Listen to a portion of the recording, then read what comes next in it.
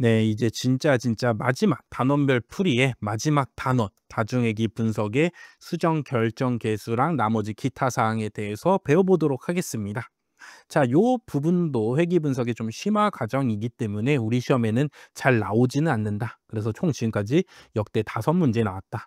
자, 그렇기 때문에 5문제밖에 안 나왔기 때문에 여기를 뭐 깊게 공부하는 거는 추천드리지 않고, 여기에 나오는 또 역시나 뭐의 결론만 여러분들이 외워가서 문제에 풀어주시면 되겠습니다. 자, 물론 당연히 결론 외에 나머지 또 심화된 부분이 문제에 나올 수도 있죠. 그렇죠. 그런 경우에는 어차피 여러분들도 못 푸는데 다른 수험생분들도 못 풀기 때문에 그 문제가 합격에 영향을 끼치지는 않는다라는 말씀 드리면서, 여기 지금까지 나온 부분만 여러분들이 공부해서 간다라고 생각해 주시면 되겠습니다. 자, 첫 번째는 뭐냐? 수정 결정 계수야. 우리가 앞에서 문제 살펴봤듯이 다중회귀 분석에서도 결정 계수는 SST분의 SSR로 구합니다. 자, 근데 다중회귀 분석에서는 요 결정 계수가 문제가 있어. 자, y를 x1, x2, x3 갖고 이제 설명하고 있었어. 그럼 그때 뭐가 있겠어? 결정 계수가 있었겠죠. 자, 근데 여기에다가 x4라는 새로운 독립 변수를 추가해서 분석을 하게 되면은 무조건 결정 계수는 커지거나 같아진답니다. 그러니까 x4가 y에 대해서 아무런 의미가 없더라도 x1, x2, x3 갖고 어차피 r제곱만큼 뭐 있어? 설명하고 있었잖아. 그래서 x4가 의미가 없더라도 일단 r제곱만큼은 기본으로 일단 설명할 수가 있어. 이 세 개의 정보 갖고. 자, 그러고 x4가 조금이라도 y를 설명하는데 의미가 있어. 그러면 무조건 결정계수는 뭐 하겠어? 커지게 되겠죠. 자, 그렇기 때문에 결정계수는 뭐라고? 설명력이기 때문에 우리가 만약에 요 설명력만 중요해. 그러면은 무조건 변수를 뭐해? 무한히 많이 추가하면 된다고. 독립 변수를 x5부터 시작해 갖고 x 막 1000까지 막 계속 추가하면 결정 계수는 뭐해? 계속 커지게 됩니다. 그런 식으로 결정 계수는 의미 없는 설명 변수를 추가하더라도 최소가 같은 거고 무조건 커지는 문제가 있다고. 왜 결정 계수 커지는 게 문제냐?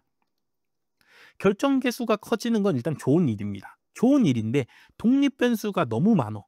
그렇죠. 설명하는 y를 설명하는 요 설명 변수들이 너무 많으면 우리가 해석하기가 어려워진다고.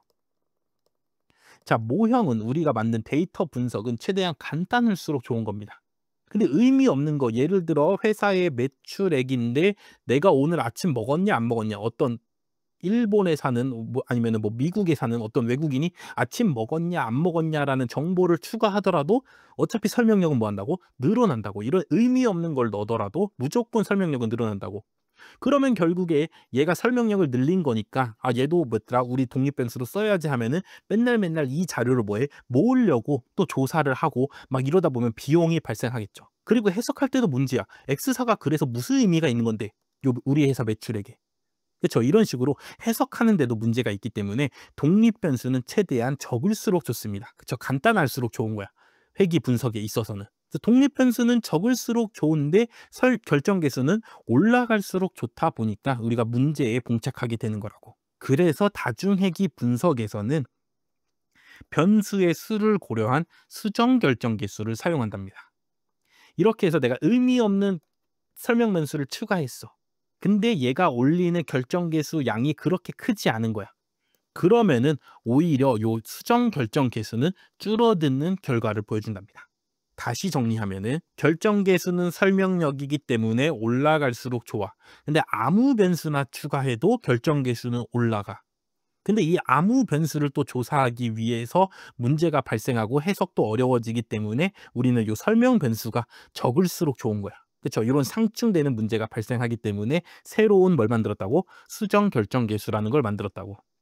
그 수정이 영어로 adjusted여 갖고 ADJR 제곱 이렇게 기호로 쓰게 되고, 만약에 정말 의미 없는 변수를 추가해서 결정 계수가 그렇게까지 요걸 추가한 효과만큼 늘어나지가 않는다면 수정 결정 계수는 오히려 뭐 한다고? 줄어들게 된다고. 그래서 다중회귀 분석에서는 이 설명력을 살펴볼 때 어느 부분을 살펴봐? 요 수정 결정 계수 값을 살펴보게 됩니다. 그래서 수정 결정 계수를 실제로 어떻게 구하냐는 시험 문제에 나오지 않기 때문에 수정 결정 계수가 어떤 의미가 있는가, 다중회귀 분석에서 결정 계수는 무슨 문제가 있는가 정도만 여러분들이 알아주시면 되겠습니다. 자, 다음 두 번째 다중회귀 분석에서 발생하는 문제는 다중공선성이라는 겁니다. 그렇죠? 다중공선성 앞에 회귀 분석 맨 앞에서 문제 풀다가 한번 잠깐 설명을 드렸는데, 자, 이제 다중회귀 분석이니까 여러 가지 여러 설명 변수들로 이제 우리 이 y를 뭐에 해석하는 걸 하는 거죠. 설명하는 걸 하는 거라고. 그래서 요 x1의 기울기 요 3이란 값은 나머지 값들이 고정되어 있다면은 x1이 한 단위 변하면은 y는 세 단위 변한다. 자, 요런 식으로 우리가 해석할 수 있게 된다고. 요 다중회귀 분석을 하고 나면은. 근데 이 다중 공선성 문제는 뭐냐면 독립 변수끼리 상관관계를 가진 거야. x1이 y에만 영향을 끼쳐서 x1이 커지면은 y가 커진다. 자, 요런 식으로 우리가 해석을 해야 되는데 x1이 x2에도 상관관계가 있어서 x2도 커지게 영향을 끼치는 거야. 자, 그러면 x2에서 구한 요 이 값이 나머지들이 고정되어 있을 때 x2가 늘어나면은 두 단위 늘어난다. 요렇게 해석을 하고 싶은데 우리는 x2가 끼치는 영향만 해석하고 싶은데 x1이랑 같이 합쳐져 있다 보니까 x1이 커지면서 y도 커지는데 x2도 커지게 하면서 y를 또 커지게 만드는 거야. 요런 식으로 독립 변수들끼리 뭐하면 상관관계가 있으면은 요 회귀 개수값이 온전하게 y에 끼치는 영향을 파악하는데 문제가 생기게 된답니다. 요런 문제를 뭐라 그러냐? 다중공선성이라고 하는 거야. 독립 변수끼리 상관관계가 있어갖고 서로 영향을 끼치는 문제가 뭐라고? 다중공선성이라고. 그래서 원래 다중회귀 분석을 하기 위해서는 각각의 독립 변수들끼리는 독립이어야 된다는 조건이 있어. 그렇죠? 그런 조건을 위배되게 만드는 거죠. 서로 상관관계가 있으면. 그래서 문제가 생긴다고. 자, 그래서 다중공선성은 분산 확대 인자라는 걸로 검토한답니다. 그렇죠? 영어로 약자가 VIF인데 이 각각의 독립 변수들끼리의 상관관계가 얼마나 영향이 있는가를 살펴봐서 막 예를 들어 VIF 값을 구했는데 5나 뭐 한 10 정도 이상이면은 다중공선성 문제가 있는구나라는 걸 살펴봐서 이거를 해결하기 위해서 다시 요 회귀 분석하기 전에 또 다른 과정을 거치게 됩니다. 그렇죠? 실제 회귀 분석에서는. 그래서 어떤 방법으로 하냐? 뭐 주성분 분석이라든가 변수를 제거한다든가 변수를 변환하는 거예요. 자, 요런 과정들은 다 데이터 분석의 심화 과정이기 때문에 여러분들이 몰라도 되고, 다중공선성이라는 문제가 무엇이냐? 독립 변수들끼리 상관관계가 있는 거다. 그러면은 온전하게 독립 변수 그 하나로 y를 해석하는 데 문제가 생긴다. 그럼 다중공선성은 뭘로 찾냐? 분산 확대 인자로 찾는다. 분산 확대 인자를 어떻게 구하냐? 당연히 모르셔도 되고 그냥 분산 확대 인자를 이용해서 찾는다 정도까지만, 요 정도까지만 여러분들이 알고 계시면은 요 다중 공선성에 대한 문제 푸실 수가 있을 겁니다. 자, 그리고 밑에 3번 해서 부분 F 검정이라고 있는데 요거는 또 진짜 특이한 경우이기 때문에 일단 우리가 앞에서 배운 수정 결정 계수랑 다중 공선성을 이용해서 푸는 문제 1번에서 4번까지 풀고 마지막 5번 문제 부분 F 검정은 그 다음에 풀어보도록 하겠습니다. 일단 1번부터 4번까지 잠시 요 강의를 멈추시고 일단 한번 풀어보시고 그 다음에 해설 강의를 들으시면 되겠습니다. 네, 1번 풀어보겠습니다. 1번 독립변수가 2개니까 다중회귀 분석하는 거죠. 자, 그래서 분산 분석표를 얻었대. 자, 분산 분석표로는 뭘 검정할 수가 있어? 회귀 모형 유의성 검정을 할 수가 있죠. 회귀 모형 유의성 검정의 기무가설은 뭐야? 각각의 독립 변수들의 기울기가 다 0이냐를 검정하는 거라고. 자, 요럴 때 밑에 있는 설명 중 옳은 것만 고르면 회귀 직선의 결정계수는 이렇게 구하면 되네. 그렇죠. 다중회귀 분석이더라도 결정계수는 어떻게 구한다고? SST분의 SSR로 구한다 했죠. 그렇기 때문에 SST 35분의 SSR 20으로 구하는 거 맞죠. 다음에 니은 유의수준 1%에서 요걸 검정해보래. 베타1이 0이냐 아니냐를 검정해보래. 그럼 이건 무슨 검정이야? 회귀 개수 유의성 검정이죠. 자, 단순 회귀 분석에서는 회귀 모형 유의성 검정이나 회귀 개수 유의성 검정이 뭐에 둘이 같았으니까 요 분산 분석표만 있어도 할 수가 있었죠. 근데 이제 다중으로 오면은 둘이 뭐에 다르잖아. 그렇기 때문에 회귀 개수 유의성 검정을 하려면 반드시 뭐가 필요해? T 검정표가 필요하죠. 또는 요 베타1의 추정값이랑 요 베타1의 표준 오차를 내가 알면은 T 값을 이용해서 어떻게든 뭐 검정하려면 할 수는 있다고. 근데 요 문제 어디를 찾아봐도 T 검정표도 없고 그다음에 베타1의 추정값이나 표준 오차도 나와 있지가 않죠. 그쵸? 그렇기 때문에 니은은 아예 할 수가 없기 때문에 틀렸다. 얘는 회귀 모형 유의성 검정이기 때문에 둘 다 0인지를 살펴보는 거지 하나만 0이다를 살펴보고 싶으면은 T 검정표가 필요하다라는 거고 문제에 없으니까 할 수가 없다. 그래서 틀린 거다라고 판단을 해주시면 되겠습니다. 자, 마지막으로 디귿 모형의 유의성 검정에서 귀무가설 모형은 얘네가 둘 다 0이야. 그쵸? 얘네가 둘 다 0인 게 귀무가설이 참일 때의 모형이죠. 그럼 얘네가 둘 다 0이다 하고 대입하고 나면은 모형이 어떻게 돼? yi는 베타 제로 플러스 오차 항입니다. 이렇게 되는 거잖아. 0이면 요 두 부분만 사라지는 거잖아. 근데 오차 항만 남니? 라고 했으니까 디귿도 틀리게 되죠. 그렇죠? y절편 부분은 회귀 모형 유의성 검정할 때는 0이냐 아니냐 검정하는 부분이 아니라고. 그래서 남아있다고. 자, 이렇게 해서 정답 몇 번이야? 1번이 되는 문제였습니다. 다중이익이 분석이더라도 결정계수는 SST분의 SSR로 구한다. 다중이익이 분석에서 계수 유의성 검정하고 싶으면 T 검정표가 필요하다. 없으면 못한다. 다음에 디귿 다중이익이 분석에서 기무가설 모양. 이건 뭐 단순이익이 분석도 똑같죠. 귀무가설 모형은 기울기가 0이냐를 살펴보는 거기 때문에 베타 제로 부분은 남아 있어야 된다. 라는 거를 여러분들이 이해해 주시면 되겠습니다. 네, 2번 풀어보겠습니다. 절정계수와 수정결정계수에 대한 설명으로 옳은 것은 물어보는 거죠. 자, 4번부터 거꾸로 풀어보겠습니다. 4번. 수정결정계수는 다중공선성의 판단 기준이 된다. 틀렸죠. 다중공선성의 판단 기준은 누구로 하는 거라고? 분산 확대 인자 VIF로 하는 거라고. 수정 결정 계수도 결정 계수기 때문에 얘는 설명력을 해석할 때 쓰는 겁니다. 다중공선성과는 관련이 없다라는 거 생각해 주시면 되고. 3번 설명 변수 추가하면 수정 결정 계수는 커지니? 그쵸? 아니라고 했죠. 설명 변수를 추가하면 아무리 의미 없는 설명 변수를 추가하더라도 누가 커져? 결정 계수가 커진다고. 이게 바로 뭐라고? 문제라고. 그래서 만들어낸 게 뭐라고? 수정 결정 계수라고. 얘는 뭐해? 설명 변수가 추가되는데 의미가 없다면은 오히려 이 값은 뭐해? 줄어들게 만들어져 있다고. 그래서 의미 있는 정말로 필요한 설명 변수만 추가하라는 거를 판단할 때 쓰기 위해서 수정 결정 계수를 만든 거랍니다. 설명 변수를 추가할수록 커지는 거는 그냥 결정 계수다. 자, 그래서 2번 설명 변수를 추가할수록 결정 계수는 작아지니? 틀렸죠. 아무리 의미 없는 놈 추가하더라도 설명 변수를 추가하면은 결정 계수는 같거나 아니면 무조건 커진다고. 그렇죠. 같은 경우도 물론 정말 아예 의미가 없으면은 같은데 조금이라도 아주 사소하게라도 의미가 있으면 무조건 결정 계수는 커지게 됩니다. 그렇죠. 그게 문제이기 때문에 만든 게 뭐다? 수정 결정 계수다. 자, 그럼 1번이 정답이란 소리죠. 그래서 1번은 앞에서 설명을 제가 안 드렸는데 동일한 설명 변수를 사용할 때 수정 결정 계수는 결정 계수보다 작거나 같다. 요게 맞는 문장이 된답니다. 자, 수정 결정 계수를 만드는 식을 여러분들이 살펴보셔야 되는데 그냥 1번 문장이 맞으니까 요 수식을 외워주시면 됩니다. 수정 결정 계수는 결정 계수보다는 커질 수가 없어. 그렇죠? 수정한 놈이기 때문에. 그렇죠? 의미 없는 설명 변수가 추가되더라도 그거를 잡기 위해서 만들어진 놈이기 때문에 결정 계수보다는 커지진 않는다. 근데 모든 변수가 다 완벽하게 다들 다 잘 의미가 있어. 그렇게 되는 경우에는 같아질 수도 있겠죠. 근데 일반적인 경우에 수정 결정 계수는 그냥 결정 계수보단 뭐에 작답니다.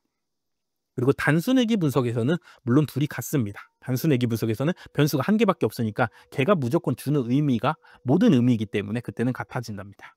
그래서 이런 관계도 성립하는구나를 요 1번을 통해서 여러분들이 익혀주시면 되고 2, 3, 4번이 틀렸다는 거는 제가 설명을 드렸으니까 여러분들이 잘 외워주시기 바라겠습니다.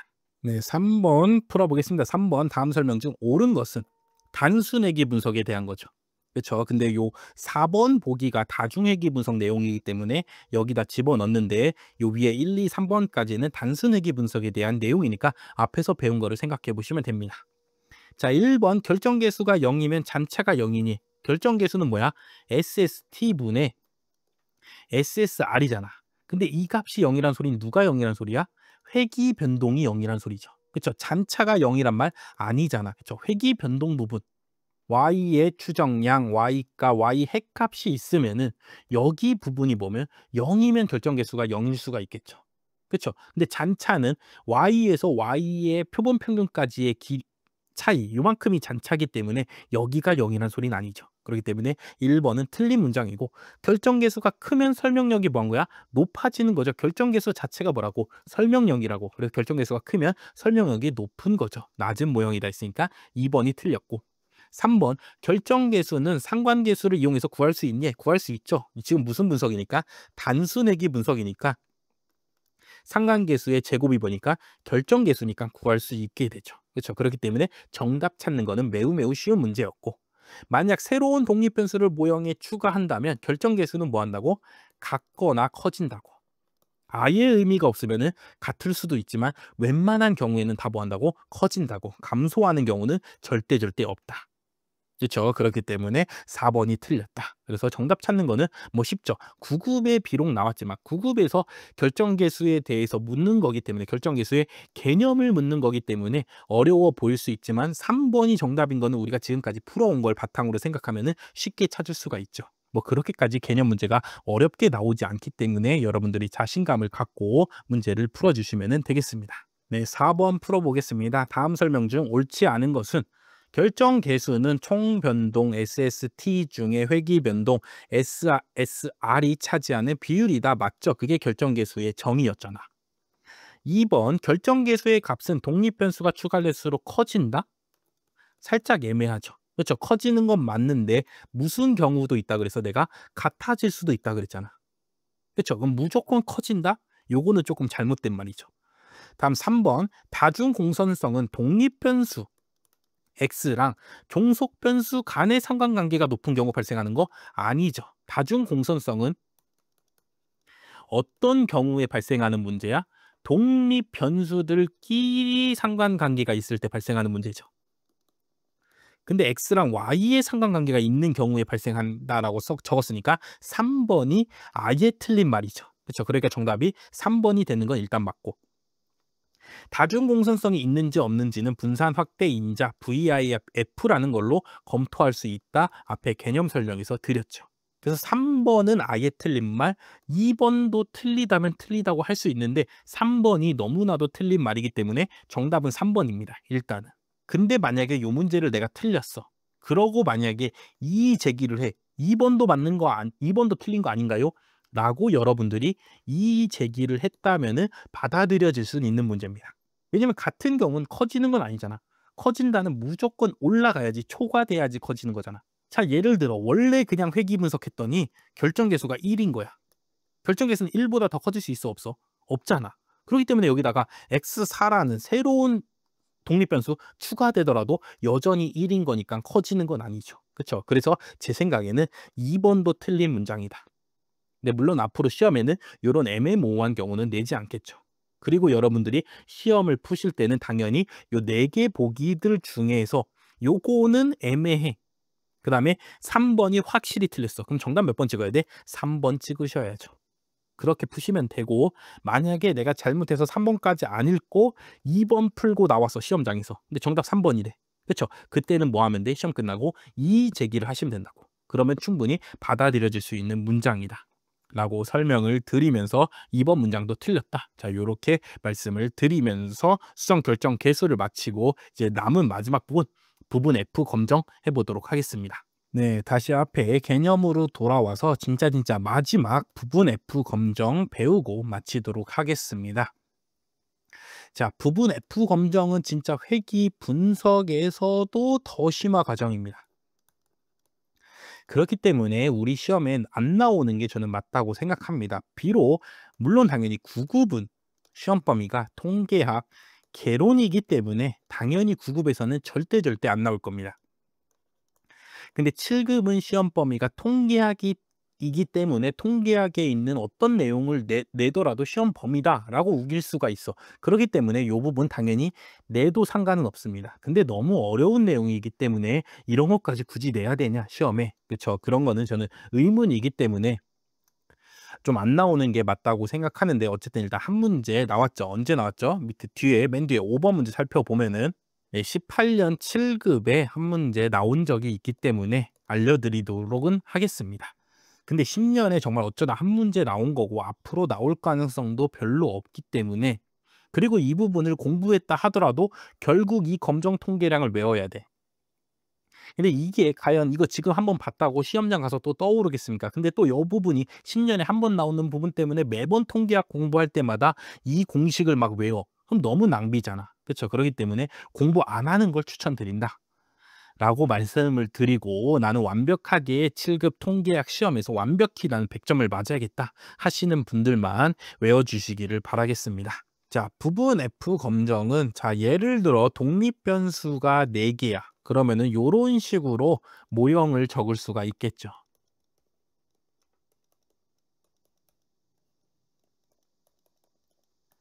되죠. 그래서 요 모형 자체 갖고 유의한지 안 하는지 검정하는 게 뭐야? 회귀 모형 유의성 검정이었죠. 그래서 분산 분석으로 할 수가 있었다고. 자, 근데 요 모형에 독립 변수가 너무 많아서 내가 독립 변수를 좀 줄이고 싶은 거야. 예를 들어 내가 생각하기에는 x3이랑 x4는 없어도 될 것 같아. 그런 모형을 요렇게 x3과 x4를 없애서 요렇게 만들 수가 있죠. 자, 요렇게 모형을 만들고 나서 요 두 모형을 비교해서 검정하는 겁니다. 그렇죠? 얘의 모형은 뭐야? 얘는 베타3도 베타4도 없어진 거잖아. 0으로 없어진 거잖아. 그래서 요 모형이 더 의미가 있어. 베타3도 베타4도 0이라고 결론이 나왔어. 그러면은 우리는 뭐 회귀 분석에서 뭐라고? 독립 변수가 줄수록 더 해석하기가 더 용이해지니까 필요 없는 변수들은 좀 없애줘야 된다고. 그래서 베타3랑 베타4가 0이다라는 결론이 나왔으면은 이 모형을 쓰는 게 더 좋은 거죠. 더 효율적인 거라고. 근데 이 검정을 해봤는데 이 기무가설을 기각했어. 그래서 베타3나 베타4가 0이 아니라는 거야. 그렇죠? 둘 중에 하나는 0이 아니라는 거야. 그러면은 그때는 여전히 이 전체 모형을 써줘야겠죠. 그래서 전체 모형 대비 내가 변수들 몇 개 없애놓은 요 모형이 유의한지 안 한지, 이게 더 나은지 아닌지를 검정하는 게 무슨 검정? 부분 F 검정이라고 하고, 모든 독립 변수를 써서 만든 모형을 완전 모형이라고 하면서 영어로는 풀 모델이라고 합니다. 그리고 일부 내가 생각하기에 얘네들은 좀 없어도 되겠는데 싶은 변수들을 없애서 만든 모형을 축소 모형이라고 합니다. 축소 모형. 영어로는 reduced 모델이라고 합니다. 그래서 얘는 앞글자를 따서 F고, 모형 이름이 얘는 앞글자를 따서 reduced의 앞글자를 따서 R이라고 부르는 거야. 자, 그래서 이제부터 지금부터 검증할 건 뭐냐? 기무가설 베타3, 베타4가 0이냐? 축소 모형이 더 좋냐? 대립가설 H0가 아니어서 완전 모형을 그대로 써야 되는가를 이제부터 검증할 거라고. 이렇게 검증하는 게 뭐다? 바로 부분 F 검정이다. 자, 얘도 F 분포를 이용해서 분산 분석을 이용해서 검정하는데, 얘는 그냥 통째로 뭐 해야 돼? 검정 통계량을 외워서 걔를 바로 F 분포랑 비교해서 검정을 하게 시험 문제에 나옵니다. 그럼 결국 이 검정 통계량을 뭐 해야 돼? 외워야 됩니다. 자, 검정 통계량 원래 어떻게 생겼어? MS2분의 MSR, 원래 이렇게 생겼죠. 회귀 모형 유의성 검정할 때. 자, 분모 부분은 어떻게 생겼냐? 완전 모형에 대한 MSE 값을 써주는 겁니다. 그렇죠? 그래서 SSE를 n-1 총 자유도에서 완전 모형은 예를 들어 xk까지 있다고 치면은, 그렇죠? 독립 변수가 k개니까 k를 뺀 값. 요 값이 뭐야? MSE 값인데, 이 값은 뭐야? 완전 모형의 MSE 값이죠. 그렇죠? SSE 값도 완전 모형에서 갖고 오는 거고, 얘를 분모에 적어주고, 자, 분자에 뭘 적냐? 두 모형의 회귀 제곱합의 차를 적어주시고, 완전 모형과 뭐라고? 축소 모형의 회귀 제곱의 합의 차를 적어주시고, 얘네의 자유도로 나누는데, 자, 완전 모형의 SSR의 자유도는 뭐야? 독립 변수가 K개 있다면은 K이고, 축소 모형에는 예를 들어 독립 변수가 R개 있다고 쳐봐. 그럼 얘는 자유도가 R이 되죠. 그래서 K-R로 나눈 값. 이게 바로 뭐에? F분포 따라서 이걸로 검정을 하게 된답니다. 검정 통계량 보니까 뭐 외울 수는 있겠죠. 밑에다가는 완전 모형의 MSE 값 갖다 적어주시고, 분자 부분에서는 SSR 완전 모형에서 충분히 회귀 변동으로 설명된 부분들 중에서 요 축소 모형으로 설명된 부분들을 빼면은 걔네들 빼고 남은 정도로 내가 지금 어느 정도로 설명하고 있냐를 살펴볼 수가 있죠. 그렇죠? 얘네들이 엄청나게 중요해. 요 베타3랑 베타4가 중요하면은 요 축소 모형에서 뭐 하겠어? 설명을 별로 못 하겠죠. 베타 X3랑 X4가 원래 독립 변수들 중에서 중요한 놈이었어. 그럼 걔네들을 뺀 회귀 모형은 뭐 하겠어? SSR 값이 많이 작을 거 아니야. 그렇죠? 그럼 이 전체 값이 뭐 하겠어? 커지면서 귀무가설을 뭐 하게 되겠어? 기각하게 되겠죠. 그래서 기각하고 나서 X3랑 X4가 여전히 있어야 됩니다 하고 완전 모형을 쓰세요라고 결론이 나오겠죠. 근데 X3랑 X4를 빼고 남았는데도 얘로도 충분히 많이 설명 잘하고 있어. 그러면 이 축소 모형의 SSR 값이 뭐 하겠어? 커지고 이 전체 값은 뭐 하겠어? 작아지면서 귀무가설을 채택하게 되면서 X3, X4 빼서 그냥 갖다 버리세요 라는 결론이 나올 거야. 그래서 요런 식으로 요런 논리에 따라서 생겼다. 검정 통계량이. 그러면은 뭐 외워주실 수 있는 분들은 뭐 충분히 외워주실 수 있겠죠. 근데 10년에 어쩌다 한번 나온 거기 때문에 앞으로 또 나오려면 앞으로 또 10년이 지나야 되지 않을까라는 생각에 여유가 있으신 분들만 외워주시고 풀어주시면 된다라는 말씀 드리면서 요 부분 F 검정과 관련된 문제 한 문제 풀어보도록 하겠습니다. 자, 5번 풀어보겠습니다. 원래 완전 모형은 독립 변수가 몇 개였어? 5개였대. 5개를 갖고 이렇게 분산분석표 만들었다는 거죠. 자, 근데 X3랑 X4가 의미가 없는 것 같기 때문에 얘네들을 빼서 내가 새로 뭘 만들었어? 축소 모형을 만들었대. 얘는 몇 개야? X1, X2, X5로 만들었으니까 독립 변수가 몇 개야? 3개인 경우죠. 그래서 얘가 완전 모형, 얘가 축소 모형이고 요때에 또 분산분석표가 있다. 그래서 요걸 지금부터 이제 검증하는 거야. 베타3, 베타4가 0이어서 축소 모형이 좋냐? 아니면 얘네들이 0이 아니어서 둘 중에 0은 아니어서 얘네들을 다 완전 모형에 쓴 완전 모형이 좋냐를 내가 지금부터 이제부터 뭐 할 거야? 검증할 거라고.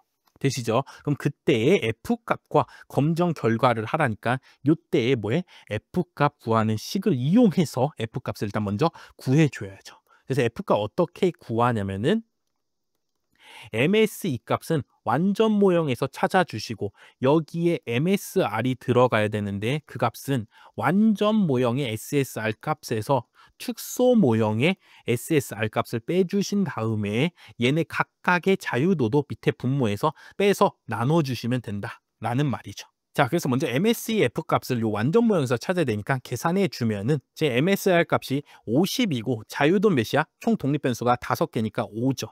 그 총 자료의 개수가 16개니까 총 자유도는 15라는 것도 알고 있죠. 그래서 5차 자유도는 몇이야? 12죠. 그래서 다시 거꾸로 돌아가면은 SSR 값이 몇이야? 250이죠. 그럼 5차 제곱합은 몇이야? 50이 되는 거죠. 그래서 나눠주면은 MSE 값은 몇이야? 5죠. 그래서 분모 부분은 5라는 거를 구할 수가 있게 됩니다. 자, 여기 밑에에 대해서도 똑같이 구해주면은 회귀 제곱합만 알려줬고 총 제곱합을 몰라. 근데 총 제곱합은 당연히 자료가 그대로기 때문에 변함이 없습니다. 300으로. 그럼 5차 제곱합은 몇이야? 90이란 거 알게 되고 자유도는 지금 독립변수를 몇 개 썼어? 3개 썼으니까 자유도는 3. 총 자유도도 변함이 없죠. 16개 그대로 가는 거니까. 그래서 15. 5차 자유도는 12라는 거를 알게 되는 거죠. 자, 그래서 분자 부분을 구하려고 보니까 완전 모형에서 SSR 값은 250이고 축소 모형에서 SSR 값은 210이다. 그리고 그거를 뭘 나눠? 얘네 각각의 자유도로 나누라고. 완전 모형의 자유도는 5, 축소 모형에서 회귀 자유도는 3이니까 5-3으로 나눠주면 되죠. 그럼 다시 쓰면은 5분의 40 나누기 2가 되니까 요 값은 20이니까 요렇게 나누면 몇이야? 4가 된다는 거 알 수가 있죠. 그래서 정답은 3번 아님 4번이고 얘도 F분포 따르는 F값인데 얘의 기각치를 살펴보면은 지금 유의수준 뭐야? 5%에서 하는 거죠. 그렇죠? 여기 유의수준 5%가 적혀 있으니까 유의수준 5%에서 얘도 분산분석이니까 우측 반칙 검정이기 때문에 F 0.05 값을 찾아야 되는데 그때의 자유도를 살펴보면 얘는 뭘로 나눴어? 2로 나눴으니까 분자 자유도는 2, 분모 자유도는 MSE 값, 완전 모형의 MSE 값 갖다 썼죠. 그렇죠? 완전 모형의 오차 자유도는 10이니까 요 값을 찾아주시면 되죠. 그럼 그 값이 몇이래 지금? 4.10이래. 그럼 4, 우리가 구한 검정 통계량이 4.10보다 뭐해? 작기 때문에 기무 교과서를 뭐해?